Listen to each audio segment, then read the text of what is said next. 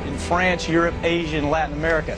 The medicine's called Factor 8. It was an injection medicine that was used for hemophiliacs, mostly children. Children had been born with an incurable disease. Hold on, Mike. So hold on. So you're telling me that Bayer knew that this drug was infected with the AIDS virus. They yanked it from the market in America, and then they dumped it in markets overseas? They had to figure out a way, Joe, to make a profit on a product that they could not sell in America. So they made a huge profit. Joe, government officials in France that allowed that to happen actually had to go to prison for it. In America, not one corporate executive for this company has been indicted or even criminally investigated. One of the most interesting stories that happened recently was in Los Angeles with a Mr. Joe Moshe, M-O-S-H-E, which people can Google and find themselves. On Thursday, he was surrounded by a SWAT team after he had called in last week to Dr. Truott's show on Republic Broadcasting and called in asking if there was a state's attorney or someone he could give evidence to, because he was apparently a biological scientist with a dual citizenship in Israel. And he had evidence that the Baxter had a Ukraine lab actually not making a vaccine but making a bioweapon that was going to cause a plague when the vaccine was released. Now, of course, True didn't believe him at first, but what happened is immediately after, the next day, a SWAT team, literally an army, surrounded his Volkswagen Beetle in West Los Angeles. They hit his car 4 times with pepper cannons, and then they sent in a robot after he just sat in the car, and apparently they were surprised that he didn't kind of cough and choke and come out. They sent in a robot to break a back window, and they tasered him and hauled him out through the windows. Apparently, because of his dual citizenship, he got extradited to Israel, and we haven't heard from him since. But as doctors in Europe fear 1 million people could be hit by a plague worse than swine flu. An outbreak of a virus in the Ukraine sent the country and its neighbors into panic. A cocktail of 3 flu viruses mutated into a single plague, possibly more dangerous than H1N1. 189 people have died. 1 million more are infected. And listen, there are a lot of people, a lot of Americans very concerned about the impact of this drug, which is found in vaccines, and how it causes autism. Talk about that. Thimerosal is a preservative that was put in vaccines back in the 1930s. Almost immediately after it was put in, autism cases began to appear. Autism had never been known before. It was unknown to science. Then the vaccines were increased in 1989 by the CDC and by a couple of other government agents, and they all had this thimerosal in them, this mercury, and nobody bothered to do an analysis of what the cumulative impact of all that mercury was doing to kids. As it turns out, we are injecting our children with 400 times the amount of mercury that FDA or EPA considers safe. A child on his first day that he's born is injected with a hepatitis B shot. Under EPA guidelines, he would have to be 275 pounds to safely absorb that shot. Mercury has long been known to be a potent neurotoxic substance, whether it is inhaled or consumed in the diet as a food contaminant. To better understand mercury's effect on the brain, let us first illustrate what brain neurons look like and how they grow. In this animation, we see 3 brain neurons growing in a tissue culture, each with a central cell body and numerous neurite processes. At the end of each neurite is a growth cone where structural proteins are assembled to form the cell membrane. 2 principal proteins involved in growth cone function are actin, which is responsible for the pulsating motion seen here, and tubulin, a major structural component of the neurite membrane. During normal cell growth, tubulin molecules link together end-to-end to form microtubules, which surround neurofibrils, another structural protein component of the neuronal axon. Shown here is the neurite of a live neuron isolated from snail brain tissue, displaying linear growth due to growth cone activity. Very low concentrations of mercury were added to the culture medium for 20 minutes. Over the next 30 minutes, the neurite membrane underwent rapid degeneration, leaving behind the denuded neurofibrils seen here. In contrast, other heavy metals added at this same concentration, such as aluminum, lead, cadmium, and manganese, did not produce this effect. A federal court has awarded $1.5 million to the family of a little girl who developed autism-like symptoms after receiving 5 vaccinations in one day. Hannah Poling was less than 2 years old when she got the shots, which were meant to protect her against 9 diseases. Now, her parents say immediately after she developed a fever, seizures, and severe health problems. Her parents filed a claim with what's known as the Federal Vaccine Court.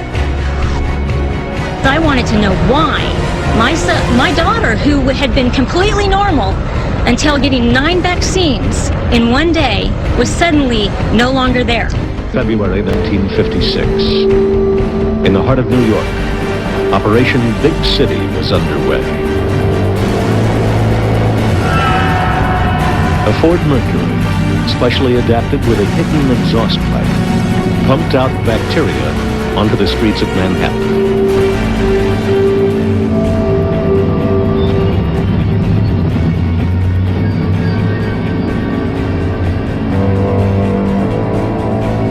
Undercover agents entered the city's subway system, their cases equipped with tiny motors, which covertly dispersed the bacteria Bacillus globuli. 10 years later, the Army returned.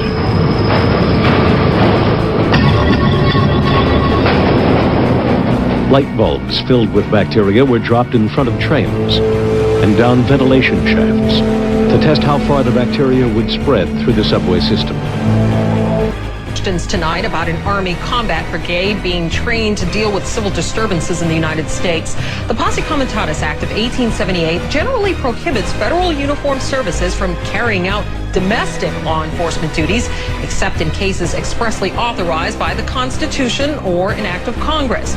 Critics say the brigade's training goes against one of the founding principles of our country, separation of military and civilian government. May be called upon to help with civil unrest and crowd control, or to deal with potentially horrific scenarios. Very important development on bioterrorism to tell you about. Researchers in Wisconsin and the Netherlands, working separately, have created a form of the deadly bird flu virus that can easily spread from person to person. There is growing concern that if terrorists got their hands on this information, they could create a virus that could kill millions of people around the world. The bird flu virus, known as H5N1, is fatal in 60% of human cases. Since it was first detected back in 1997, about 600 people have been sickened by it. Of those, only 336 have died, mainly because it cannot yet be transmitted between humans.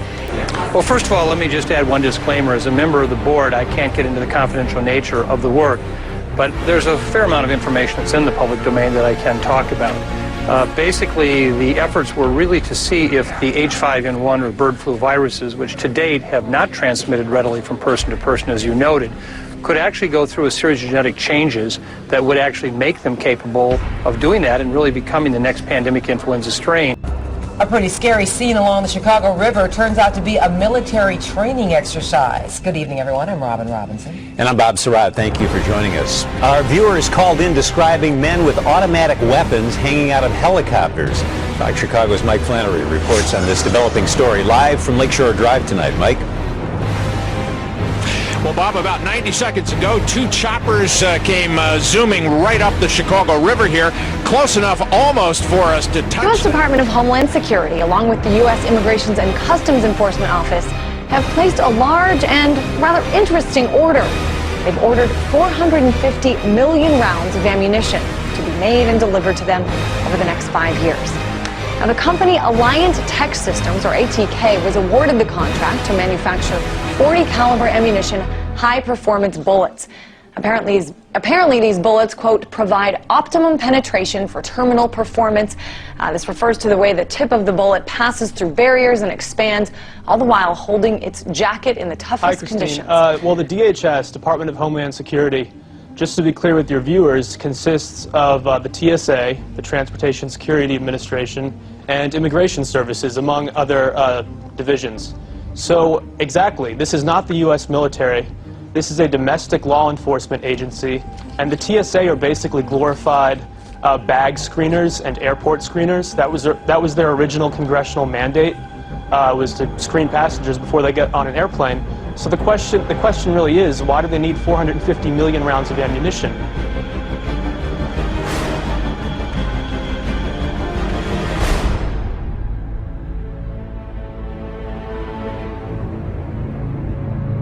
Confusion and secrecy about American police force has grown during the last few weeks. APF has been here for 10 months, but it has never been stealth.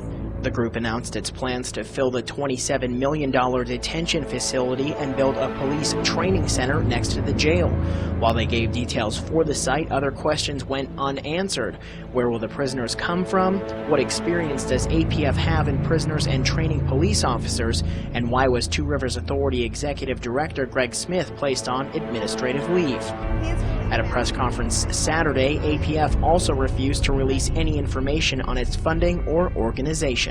And in the Army, they're having a very interesting year-long exercise called Unified Quest 2011. And in that wargaming series, they're looking at the implications of large-scale economic breakdown inside the United States that would force the Army to keep, quote, domestic order among civil unrest, and force the Army to deal with fragmented global power and drastically lower budgets. This according to the trade publication InsideDefense.com. Under the provisions, would it be possible that an American citizen then could be declared an enemy combatant and sent to Guantanamo Bay and detained indefinitely?